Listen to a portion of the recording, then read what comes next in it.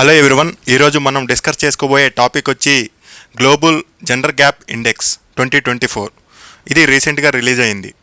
అయితే ఈ global gender gap index report అనేది ఎవరిస్తారు అనేది, తర్వాత ఇండియా పొజిషను ఈ జెండర్ గ్యాప్ ఇండెక్స్లో ఏ స్థానంలో ఉంది, అలాగే అదే కాకుండా ఏ పారామీటర్స్ మీద ఈ యొక్క స్థానాన్ని కన్సిడర్ చేస్తారు.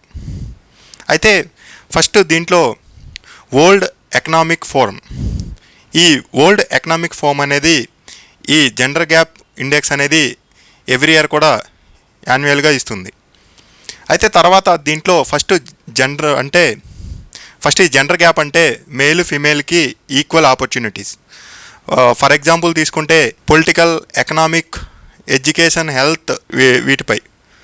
అయితే ఇండియా ర్యాంక్ చూసుకుంటే ఇండియా ర్యాంక్ వచ్చి 129 అనమాట, అవుట్ ఆఫ్ 146 కంట్రీస్లో ఈ గ్లోబల్ జెండర్ గ్యాప్ ఇండెక్స్లో 2024లో. తర్వాత ఈ వరల్డ్ ఎకనామిక్ ఫోరం అనేది ఒక ఇంటర్నేషనల్ ఆర్గనైజేషన్ అనమాట.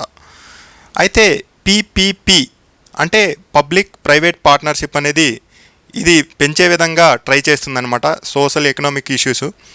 అయితే తర్వాత ఈ వరల్డ్ ఎకనామిక్ ఫోరం అనేది చాలా ఇంపార్టెంట్ రోల్ ప్లే చేసింది. అది ఏంటంటే యూనిఫికేషన్ ఆఫ్ జర్మనీ అండ్ G20లో. తర్వాత ఇది మేజర్గా మరికొన్ని వాటిని రిలీజ్ చేస్తుంది. అవి ఏంటంటే గ్లోబల్ కాంపిటేటివ్నెస్ ఇండెక్స్, తర్వాత సెకండ్ వన్ వచ్చి global travel and tourism index, తర్వాత గ్లోబల్ రిస్క్ ఇండెక్స్ అనేది రిలీజ్ చేస్తుంది. అయితే ఈ గ్లోబల్ జెండర్ గ్యాప్ ఇండెక్స్ అనేది ఎప్పటి నుండి రిలీజ్ చేస్తున్నారు అంటే 2006 నుండి యాన్యువల్గా రిలీజ్ చేస్తున్నారు. అయితే దీంట్లో 4 పారామీటర్స్ ఉంటాయి. ఇది 4 పారామీటర్స్ మీద కన్సిడర్ చేస్తారు. అయితే ఫస్ట్ వన్ వచ్చి దీంట్లో economic participation and opportunity, second one వచ్చి health and survival, third one వచ్చి పొలిటికల్ ఎంపవర్మెంట్, ఫోర్త్ వన్ వచ్చి ఎడ్యుకేషన్ అటైన్మెంట్. దీని మీద ఈ 4 పారామీటర్స్ మీద బేస్ చేసుకొని ఈ యొక్క గ్లోబల్ జెండర్ గ్యాప్ ఇండెక్స్ అనేది ఇస్తారు.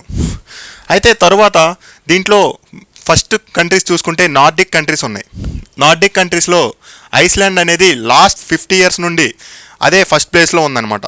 తర్వాత 5లో చూస్తే 5లో నార్వే, ఫిన్లాండ్, స్వీడన్ ఉన్నాయి. తర్వాత లీస్ట్ ఏవైతే బాటంలో ఉన్నాయో అంటే లాస్ట్లో కంట్రీస్ 146, 145, 144, 143 అలా.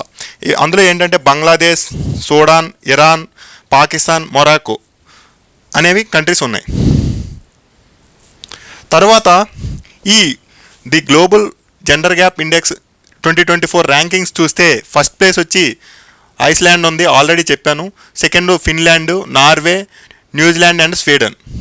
ఈ 5 కంట్రీస్లో 4 కంట్రీస్ అనేవి నార్డిక్ కంట్రీసే ఉన్నాయి. అందులో ఐస్లాండ్ చూస్తే 93% ఉంది. తర్వాత వచ్చి మన సదరన్ ఏషియాలో చూస్తే బంగ్లాదేశ్ అనేది రీజనల్గా 1, గ్లోబల్గా 99 ఉందన్నమాట. అందులో మన ఇండియా వచ్చి చూస్తే చూడండి, ఫస్ట్ 1, 2, 3, 4, 5 5th ప్లేస్లో ఉందన్నమాట. మాల్దీవ్స్ అండ్ పాకిస్తాన్కి పైన ఉంది. తర్వాత ఈ జనరేషన్స్ టు ప్యారిటీ ఇన్ రీజన్స్లో చూస్తే దీంట్లో ఈ నార్దర్న్ అమెరికాకి 4 generations పడుతుంది. ఈ యూరోప్కి వచ్చి 3 generations, middle east and northern అమెరికాకి 7 generations, అలాగే లాటిన్ అమెరికా అండ్ కరేబియన్ కంట్రీస్కి 2 generations, సబ్ సహారాన్ ఆఫ్రికాకి 4 generations, అలాగే సెంట్రల్ ఏషియాకి 9 generations, సదరన్ ఏషియా ఇందులో ఇండియా అనేది ఉంది, దీనికి వచ్చి 7 generations పడుతుంది. అలాగే eastern Asia and the Pacific వచ్చి 7 generations అనేది పడుతుంది. అయితే తర్వాత దీంట్లో కొన్ని ఇనిషియేటివ్స్ ఉన్నాయి. అదేంటంటే ఎకనామిక్గా మన ఇండియాలో చూస్తే ప్రధానమంత్రి కౌశల్ వికాస్ యోజన, ఇదేంటంటే స్కిల్ డెవలప్మెంట్ కోసం. అలాగే స్టాండప్ అండ్ ఎస్హెచ్జి అంటే మనకు తెలుసు, సెల్ఫ్ హెల్ప్ గ్రూప్స్. అలాగే ముద్ర కూడా. సెకండ్ వన్ వచ్చి పొలిటికల్ ఎంపవర్మెంట్ కోసం. రీసెంట్గా మనకు తెలుసు, రీసెంట్గా అంటే కొంచెం long back 106th constitution amendment అనేది తీసుకొచ్చారు.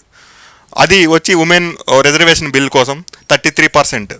అలాగే 73rd and 74th 1992లో ఈ ఉమెన్ రిజర్వేషన్ అనేది లోకల్ గవర్నమెంట్స్లో తీసుకొచ్చారు. అదే కాకుండా తర్వాత వచ్చి ఎడ్యుకేషన్ అటైన్మెంట్, దీంట్లో సర్వశిక్ష అభియాన్, అలాగే బేటీ బచావో బేటీ పడావో, తర్వాత వచ్చి హెల్త్ సర్వీస్ చూస్తే హెల్త్ సర్వీస్లో ప్రధానమంత్రి మాతృవందన యోజన, తర్వాత ప్రధానమంత్రి జననీ సురక్ష యోజన, తర్వాత పోషణ్, ఇవన్నీ కూడా దీంట్లోకి వస్తాయి. Thank you.